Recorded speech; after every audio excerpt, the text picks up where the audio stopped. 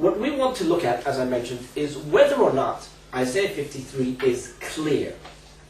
In other words, when reading chapter 53 of Isaiah, does it clearly tell you that the Messiah is coming to die for the sins of the world?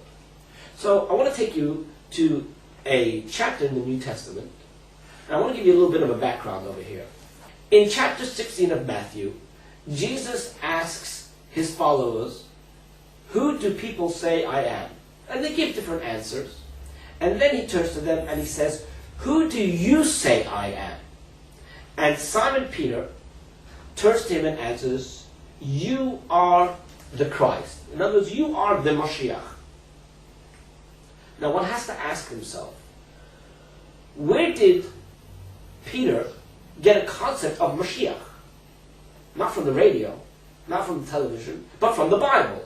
So obviously, he has probably read up about the Messiah. He learned it in the synagogues, or wherever he picked up this information, he picked up that there's a concept of the Messiah based on the Bible, and based on that information, he identifies Jesus as the Messiah. And Jesus says, "Very good, well done, bravo."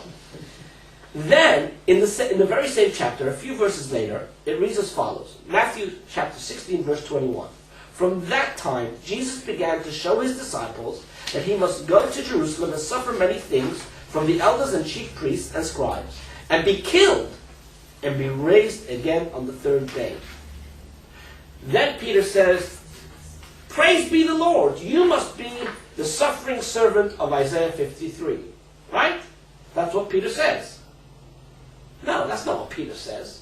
But you would think that should be his reaction, because again, according to the Christians, Isaiah 53 is a central teaching from the Bible about the Messiah. So if it was that central, Peter would have known that Isaiah 53 is talking about the suffering of the Messiah. However, what does Peter answer in verse 22? "Then Peter took him and began to rebuke him, saying, 'God be gracious to you, Lord. This shall never be to you.'" In other words, as far as he's concerned, the Messiah is not supposed to die.